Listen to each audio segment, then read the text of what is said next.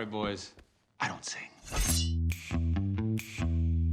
The Disney classic, Tangled, gave us one of the most likable and relatable princesses in the Disney princess lineup. The movie also tells a simple story in such a well-written and sincere way that it's enjoyable for all ages. That story also has some surprisingly morally complex characters. I'm Samantha with Wicked Binge, and this is Disney's Tangled Good to Evil. As always, we'll be kicking things off with the most pure-hearted character in the film before working our way down to the evil. These characters are the good. And while there are plenty of good guys in this movie, we have to say that King Fratric and Queen Ariana are the clear winners of the morality contest. When it comes to politics, be they monarchical or democratic, it seems as if there's pretty much always some kind of dark underbelly to them. And while we're not saying the king and queen are necessarily sinless, as far as we can tell in this movie, there's not a single bad thing to say about either of them. These two are as close as you can get to saints. Despite not even having a single line of dialogue in the entire movie, their love for their people and their daughter is evident. They're held in high regard by all the kingdom, from the absolute lowest to the very royal guards they commission to stop crime and try to find their daughter. This consistent view of them as gracious, strong leaders shows that they're doing pretty well, to say the least. As for parenthood, when their daughter is tragically kidnapped, they hold a ceremony each year on her birthday at which they release lanterns into the sky in the hopes that one day she'll return. And that's not even to mention their undying devotion to one another. From the king sparing no resources to find a magical flower to heal his dying wife, to the queen comforting him while he's crying and wondering if they'll ever see their long-lost daughter again. These two are pure as parents, lovers, and rulers, giving them two very well-deserved gold medals of good. But even without her folks around, Rapunzel, thankfully, isn't alone. We're giving the silver medal of good to her best friend, Pascal the Chameleon.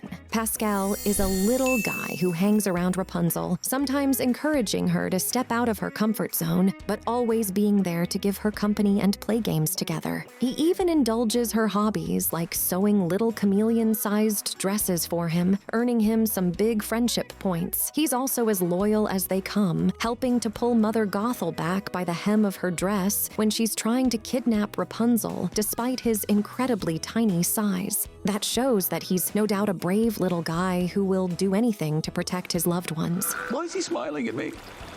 He's also good with kids, as we see in the end of the movie when he shows off his color-changing skin while eating colorful fruits to entertain them. Okay, maybe he just wanted the fruit, but still, what a nice little guy. Though he does suggest violence as an intimidation tactic on at least one occasion, which has to dock him a couple points. Next up is the other animal sidekick of the movie, Maximus the Horse. Maximus is a little more short-tempered than Pascal, due in no small part to his grudge against Flynn Rider. This is understandable, given how Flynn called him a flea bag on their first meeting. Come on, Fleabag, forward!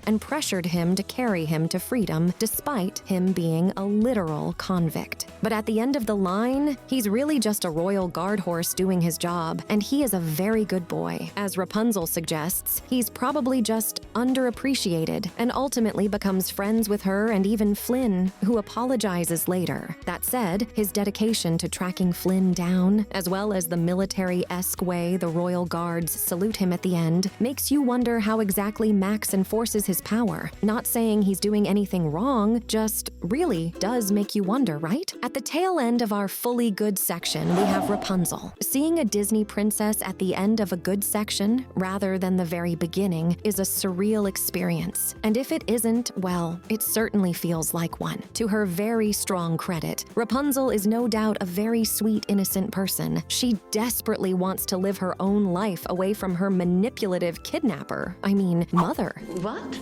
She's kind to animals and people, being the first to give potential antagonists, like the guys at the Snuggly Duckling, a chance to become friends and find out who they really are. In terms of actively good traits, she doesn't disappoint. The only thing she loses points for is the fact that she essentially blackmails Flynn into taking her to see the lanterns if he wants his stolen tiara back. But even then, to be fair, Flynn was unknowingly breaking into her house and was a wanted criminal. Plus, Plus, honestly, being inside the same building for her entire life, it's nothing short of a miracle that Rapunzel hadn't already gone insane. Now we move on to the more morally questionable characters. This is the gray area. It might be a little heartbreaking to see Eugene Fitzherbert, aka Flynn Rider, in the lower half of our list, but hear us out. We submit that he has a sympathetic upbringing, being an orphan who just wanted to experience the world and happened to have the means to do so. Flynn Rider was more of a persona he created to try and make his life more interesting, and Flynn is a manipulative, selfish thief who's willing to con anyone to get his own way. This includes betraying his partners in crime to keep the treasure all to himself, trying to intimidate Rapunzel by taking her to a rough tavern, and on a more subjective note being a 26-year-old man who's trying to date a sheltered, freshly 18-year-old girl. But on to what saves him from falling any lower, that being that ultimately Flynn redeems himself. While Flynn is manipulative and selfish, Eugene is willing to give himself for the sake of others. Most strikingly for Rapunzel, in the final act of the movie, he cuts her hair before she can heal him. This would have meant effectively sacrificing his life so that Rapunzel wouldn't have to be used by Mother Gothal anymore, that he lived through. It was just some Disney magic, and he honestly earned that trick. Love really did fix the guy. He went from a selfish thief with no sense of loyalty to sincerely loving someone and being willing to give up his own life to save her. We're gonna give him the Lust Medal, but to be clear, it's actually out of respect here. Next up, let's give a quick mention to the King and Queen's Royal Guards. Unlike the usual fare for the gray area, the Royal Guards aren't this low for any particular faults in their character. They're just doing their job trying to get the stolen tiara back from Flynn. On the other end, they're fully devoted to finding the stolen tiara. But again, that's kinda just their job. While the Royal Guards aren't winning any points for being overly compassionate, there's nothing really wrong with them. They're really just people doing their job.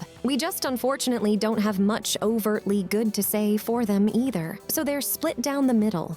Narrowly avoiding the bad territory are the patrons of the Snuggly Duckling. Don't let the cutesy name fool you think of this tavern as the Thug Tug from the SpongeBob movie. But with a little bit more Disney magic, sure, all these burly guys really enjoy violent criminal activities, like breaking femurs for instance, but they've got dreams too.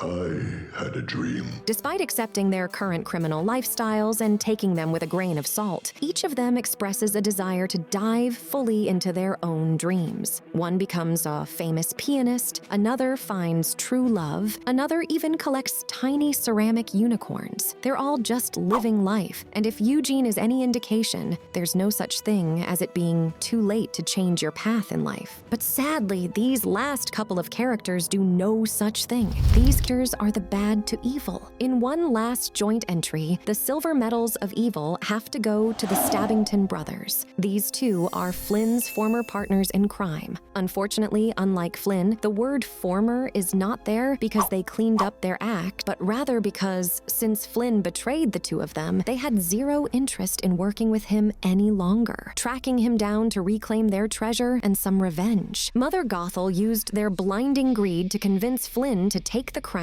and leave so they could kidnap Rapunzel and sell her magical hair to become filthy rich. They definitely deserve the Greed Sinner Medal for this, by the way. There's no hesitation to not only kidnap a teenage girl, but to essentially pimp her out as a magical healing wand. We can't say we feel too sorry for them being betrayed by Gothal, but if nothing else, they did apparently attend Flynn and Rapunzel's wedding, so there's at least some level of decency, or at least respect, hidden under all that bad stuff. But surprising absolutely nobody, the gold medal of evil has to go to Mother Gothal, and honestly, it wasn't even close. It wasn't even close to close. This woman is a monster. Not only does this greedy old bat try to keep a magic flower to herself for its rejuvenating magic, effectively jeopardizing the kind Queen's life she later kidnaps, said Queen's daughter. Seeing that the magic from that healing flower was passed on to her hair, she then proceeds to shelter Rapunzel, emotionally manipulating and abusing her for 18 years and 90 minutes to ensure she never leaves her tower and acts as nothing more than a rewind button for her whenever she wants to feel pretty. Is the Pride Medal even a surprising reward for her? She also criticizes every little thing Rapunzel does. I distinctly remember.